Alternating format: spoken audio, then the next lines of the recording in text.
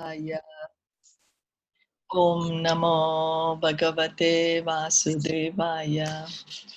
Om Namo Bhagavate Vasudevaya.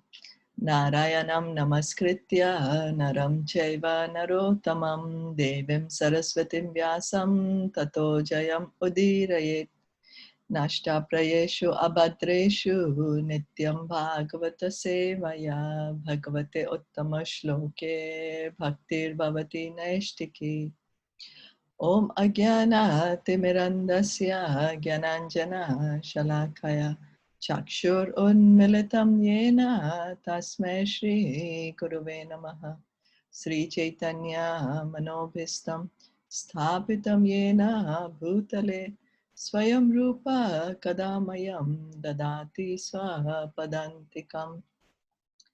Vandeham Shri Guru Shri Yuta Padakamalam Shri Gurun Vaishnavamscha Shri Rupam Sagrajatam Sahagana Raghunathan Vitam Tam Sajivam Sadvaitam Savadutam Parijana Sahitam Krishna Chaitanya Devam Shri Radha Krishna Padan Sahagana Lalita Shri Vishakhan Vitamscha.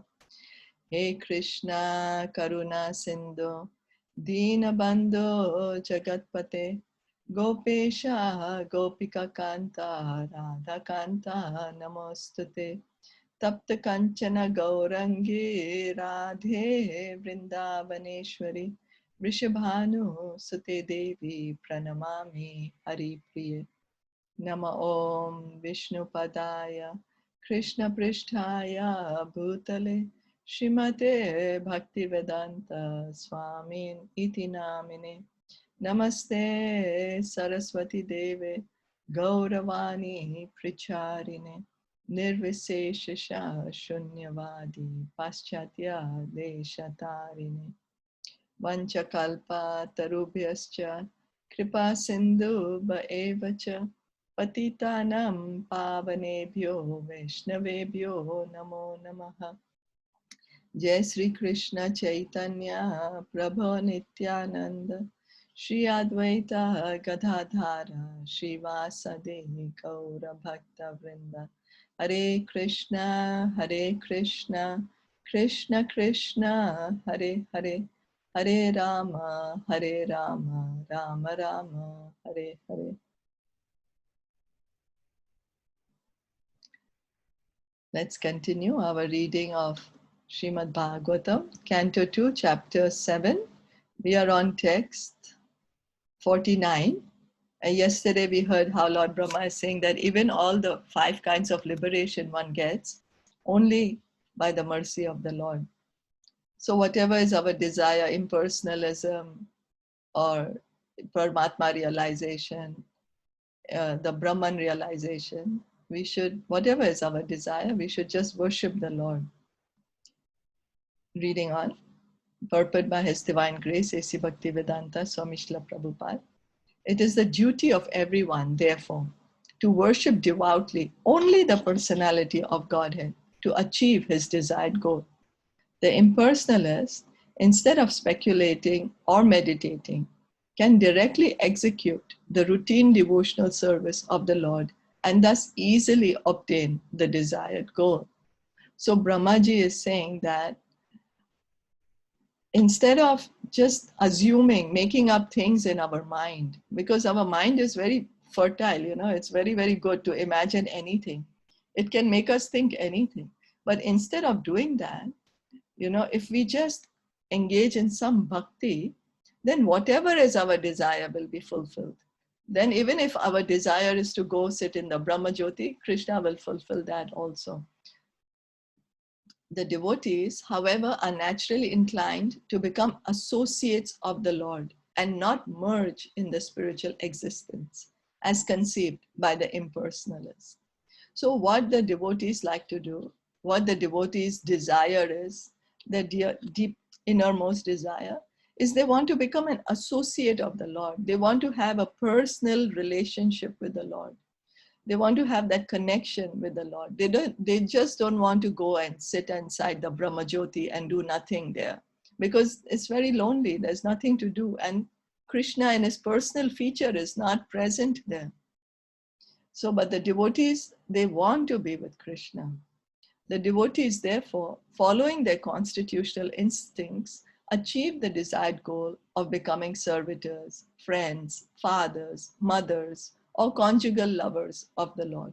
So whatever ras the devotee has, the deep down, there is that eternal relationship which we have with the Lord. It could be as a servant, as a friend, as a parent, or as a lover.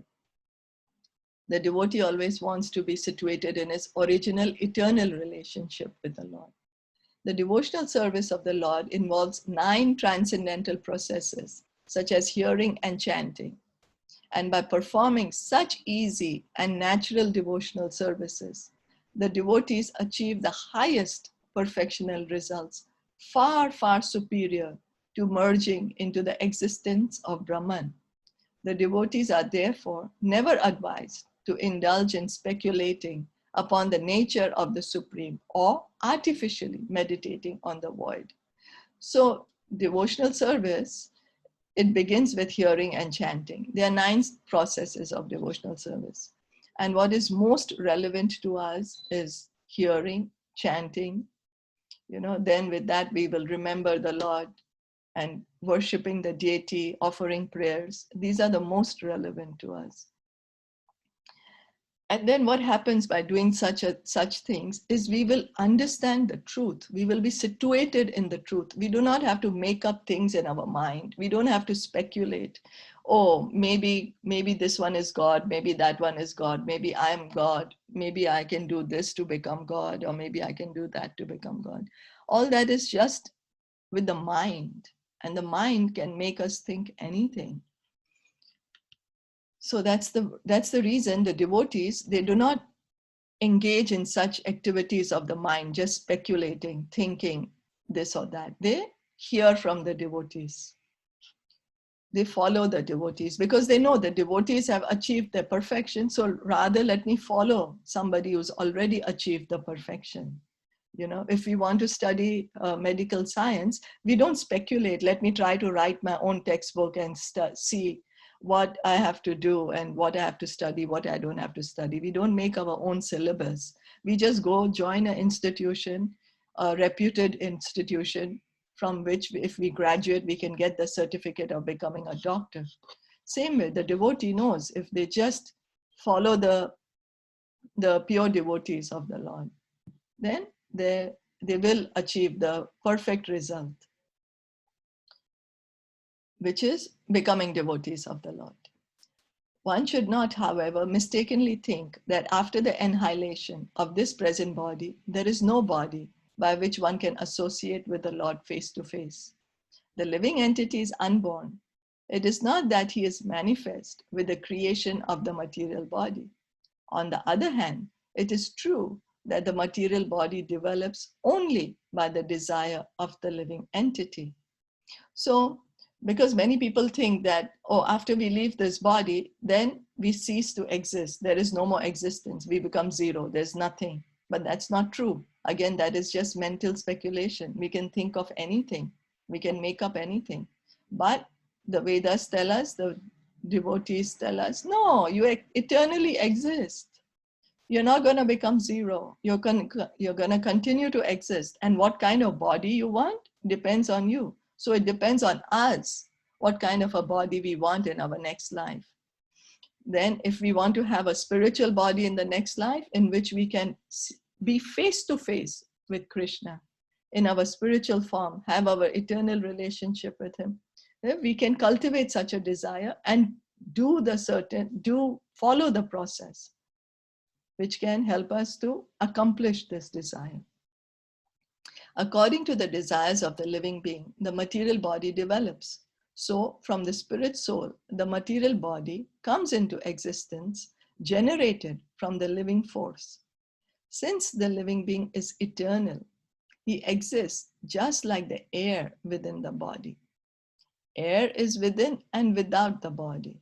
Therefore, When the external covering, the body, is vanquished, the living spark, like the air within the body, continues to exist. So here Prabhupada is giving us an example how there is air also within the body, right? Our body does have air. There are different kinds of air. Air is outside the body also and inside the body.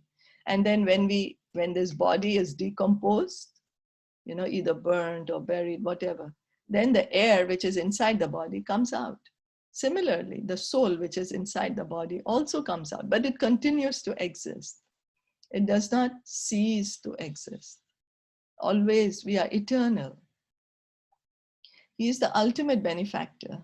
The living entity is at once, and by the direction of the Lord, because he is the ultimate benefactor, the living entity is at once awarded the necessary spiritual body, befitting his association with the Lord in the manner of Sarupiya, equal bodily feature, Salokya, equal facility to live on the same planet with the Lord, Sashti, equal possession of opulence like the Lord, and Samipya, equal association with the Lord. So yesterday you were asking the Sanskrit. Here the Sanskrit is here.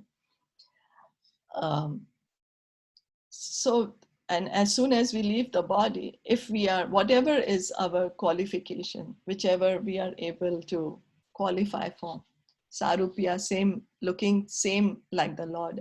We will also have 4 hands, have the Vishnu feature, if we want to have like that. Salokya, live on the same planet.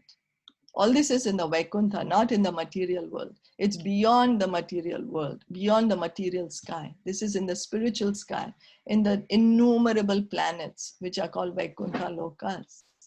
And Sashti means having the same opulence like the Lord. Samipya, have association, be in close proximity with the Lord. The Lord is so kind that even if a devotee of the Lord cannot fulfill the complete course of devotional service, unalloyed and uncontaminated by material association, he is given another chance in the next life by being awarded a birth in the family of a devotee or rich man, so that without being engaged in the struggle for material existence, the devotee can finish the remaining purification of his existence, and thus immediately after relinquishing the present body, go back home, back to Godhead. This is confirmed in the Bhagavad Gita. Krishna says in the Bhagavad Gita that if we are not able to achieve the perfection in this one life, in the sense if we have not purified ourselves completely, we still have some material desires, we have not developed our love for Krishna, which is the ultimate goal. Ultimate goal is to love God. That's the goal of human existence. So actually that's the goal of creation, for us to realize again our love for Krishna. So if we are not able to do that in this life, Krishna makes arrangements for us in our next life to be born in a family of devotees or in a rich family where we can again have the opportunity to engage in devotional service and achieve pure loving devotion to Krishna. In this connection, detailed information is given in the Bhagavad Sandarbha of Srila Jiva Goswami Prabhupada. Once achieving the spiritual existence, the devotee is eternally situated there, as already discussed in the previous verse.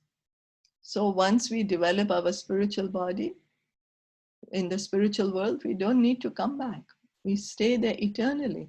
That we don't have to keep changing our bodies. We don't have to keep changing our activities. No, we have one fixed form and we have eternal relationship with Krishna in either of the 5 rasas.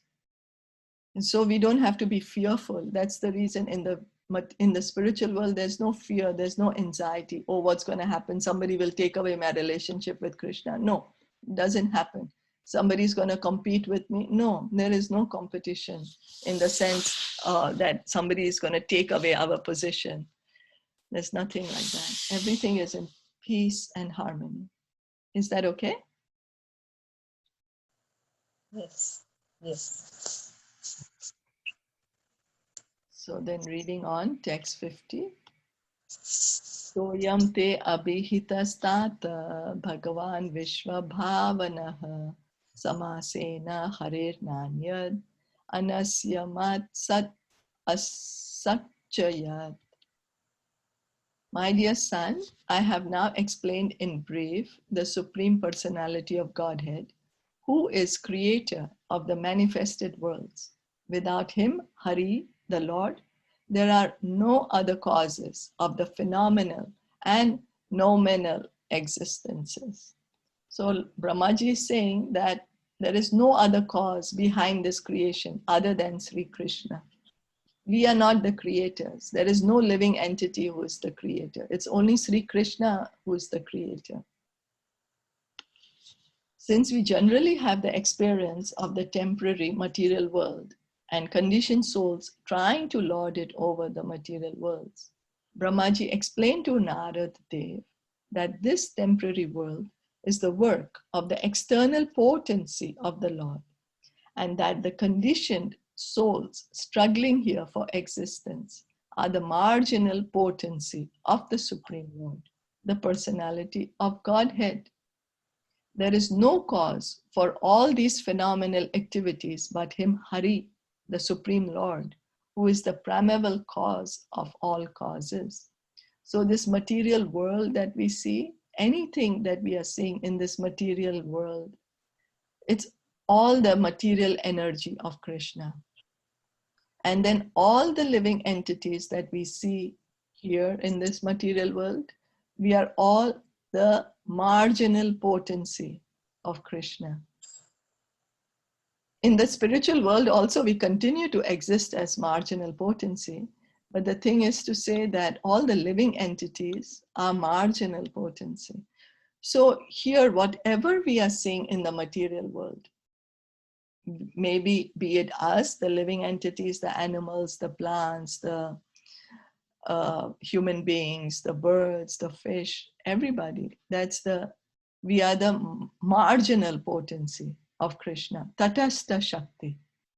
Tatastha, marginal. Why? Because we are very tiny. We are very insignificant. 1/10,000, the tip of a hair. So sometimes we are under the influence of material nature, sometimes under the influence of spiritual nature. But we do need shelter. We cannot say, I can be independent. No, we are too tiny. So we either have to be under the material energy or the spiritual energy. And Krishna gives us full independence to decide which one we want to choose. This does not mean, however, that the Lord himself is distributed impersonally. He's aloof from all these interactions of the external and marginal potencies. So it doesn't mean that all this material world that we are seeing is because it's a manifestation of Krishna, and we, the living entities, also because we are manifesting of Krishna. Like Krishna ceased to exist. No, he's still there. He's a person. He is there. It's not that because he has created so many things, the original Krishna is not there, as some people wrongly think. He is still there in his personal form. In the Bhagavad Gita 9.4, it is confirmed that by his potencies alone, he's present everywhere and anywhere. So these are all his energies. That's why it's said that he's everywhere. His material energy is here. We, the marginal energies, are here. So it said Krishna is everywhere. Because we are all his energies. We belong to him. Like sunshine. We say the sunshine is everywhere. So that's why we say, oh, the sun is out. You know, the sun is in my room. It's not that the sun planet is in our room, but because the sunshine is there, we say the sun is there, you know.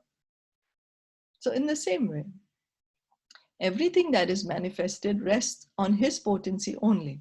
But he, as the Supreme Personality of Godhead, is always aloof from everything. The potency and the potent are simultaneously one and different from one another. So even though we are his marginal potencies, you know, we have our individual existence. Individual. Krishna has his own individual existence, and we have our own individual existence. One should not deprecate the Supreme Lord for the creation of this miserable world, just as one should not blame the king for creating a prison house in the government. The prison house is a necessary institution of the governmental establishment for those who are disobedient to the laws of the government.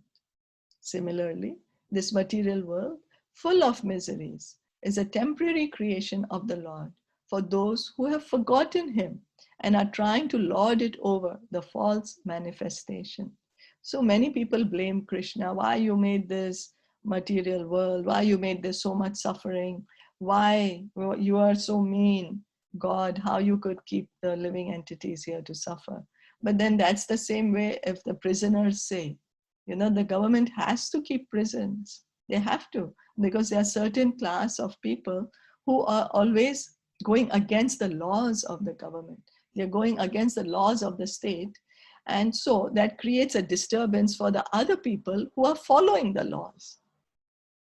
So there are some people who are becoming thieves or murderers or whatever, So, but if then they are they are let alone to live in the society of other citizens who are following the laws, then there'll be too much chaos in the society.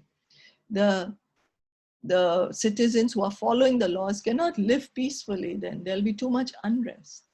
And then the prison house is also made so that the criminals can be rectified of their behavior. Okay, I'm going to follow the law, I won't do this again. That's the purpose actually of the prison house, for the criminal to be rectified of their mentality to go against the law. So similarly, we are all here because we have forgotten our eternal relationship with Krishna. We have forgotten that we are His eternal parts and parcels. But instead, we are thinking that all this material world is for me to enjoy. Everything belongs to me. Everything is existing to please me. Everyone is existing for my pleasure. And I should be able to do anything I want to anyone I want in whatever manner I want. But by doing that, we are harming not only others, but ourselves also. We are keeping ourselves here in the material world. Our true self is we are loving, eternal, loving parts and parcels of Krishna. We have so much love within us originally, but all that is covered now because we are trying to enjoy this material world. So He, however, is always anxious to get the fallen souls back home, back to Godhead. And for this, He has given so many chances to the conditioned souls via the authoritative scriptures, His representatives, and personal incarnations also. Since He has no direct attachment to this material world, He is not to be blamed for its creation. Now, Krishna, it's not that He's created the material world and told us, okay, you're going to rot here forever. You're never going to be able to come back to the spiritual world, which is your true home. No, He keeps coming Himself. He keeps sending His devotees. He leaves behind for us scriptures like Bhagavad Gita, Srimad Bhagavatam, so that we can take guidance from them and then try to understand what is the truth and then follow the process and put an end. No need for us to come back again to this material world. So instead of playing the blame game, we should take responsibility for our actions. How am I acting? What am I doing? Is it that I'm increasing my time here in this material world? What am I doing? Is that okay? Yes, okay. Just wanted to check. So you said when the living entity reaches the supreme sky, the supreme world, then still it has the marginal potency? Yeah, we are always, Krishna is supremely independent. Krishna is independent. We are parts and parcel of Krishna.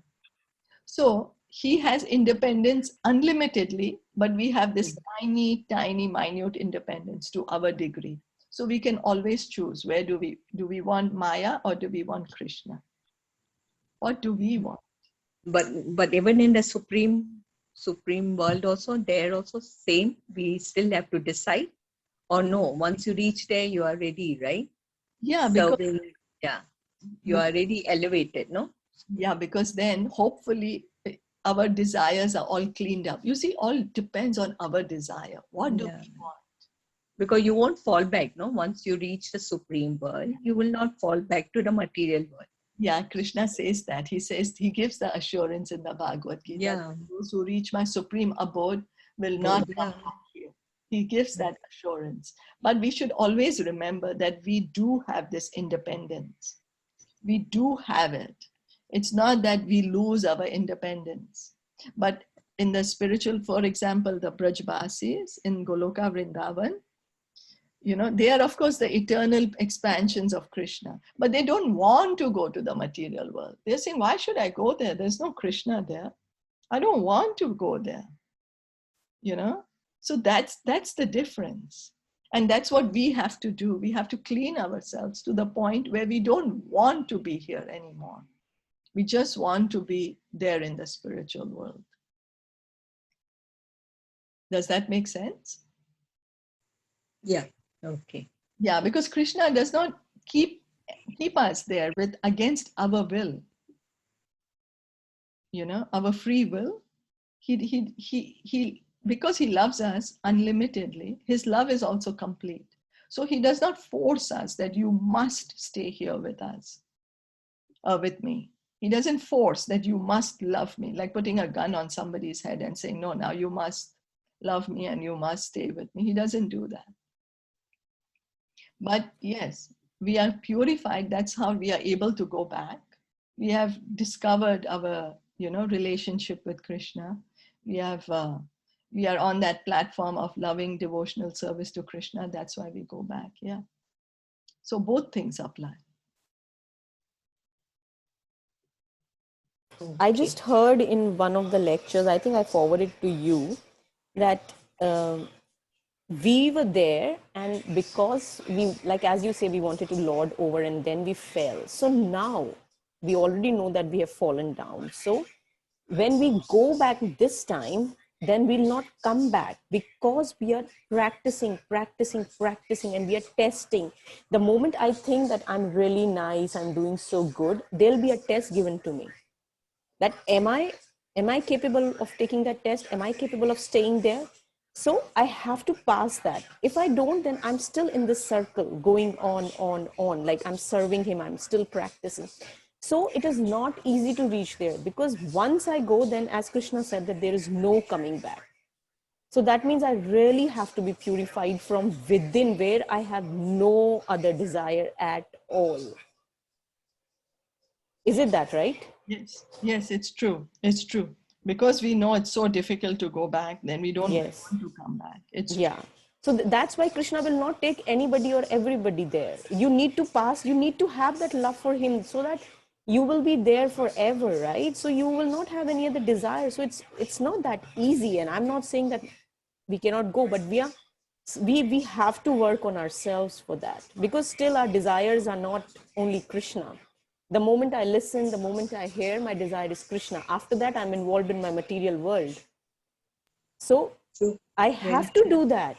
I have to come to that point that even if I'm sleeping, I'm desiring Krishna. Even I'm awake, if I'm not listening, if I'm not chanting, still I'm desiring Krishna.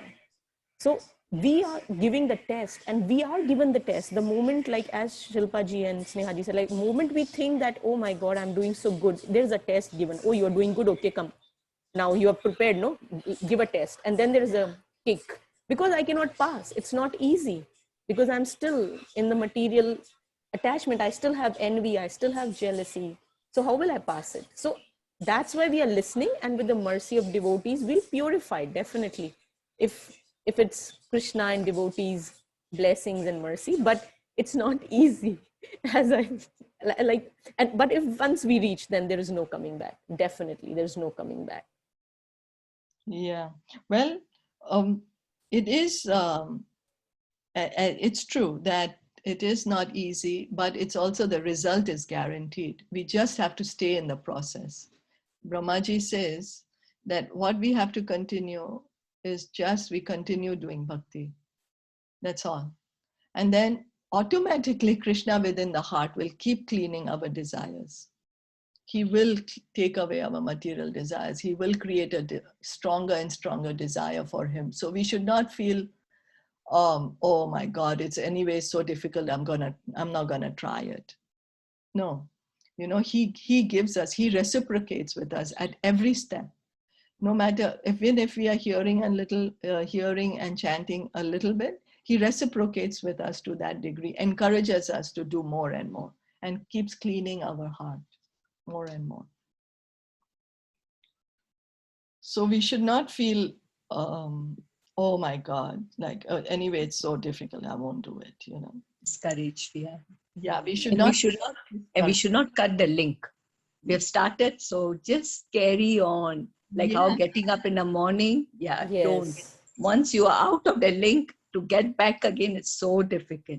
Yeah, that's very difficult. Yeah. I think it is Krishna's mercy on us that we are able to even wake up and chant. It's not tiny, we are so tiny and we are so attached here. The strength Krishna is giving us, the devotees are giving us the strength. We just have to make that desire, that little endeavor, just that little endeavor. That's what the Damodar Leela is about, right? We just make that little effort and then Krishna helps. He gives the mercy. So we should endeavor with enthusiasm, determination, and patience in this path of bhakti, and have that firm faith, avashya rakshibe Krishna. That firm faith, Krishna is protecting me, Krishna will protect me. Avashya rakshibe Krishna. That is the mood of a devotee. I'm dependent on Krishna. He will take care of me. And he does. Krishna does take care of his devotees.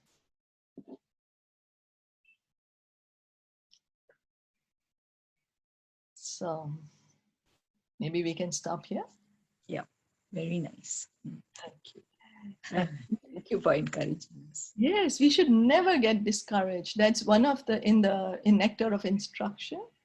Those are one of the first few instructions given by Srila Rupa Goswami. We have to endeavor with patience, with determination, with enthusiasm. Enthusiasm is, because in any endeavor, even in the material world, if suppose we have to run a race, we are going to take part in Olympics, that race is going to be maybe just for 1 minute, but we practice endeavoring, so much energy we put because we want to win the race. Same, bhakti is like that,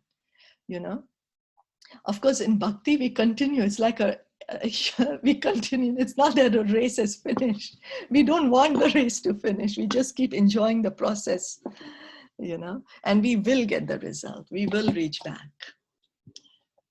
We are with Krishna. When we are hearing, we are with Krishna. When we are chanting, we are with Krishna.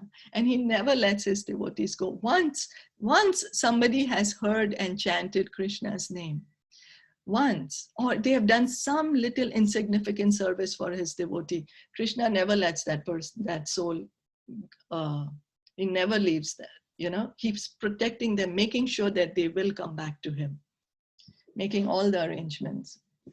That's what he's doing to us, making sure that we will reach back to him.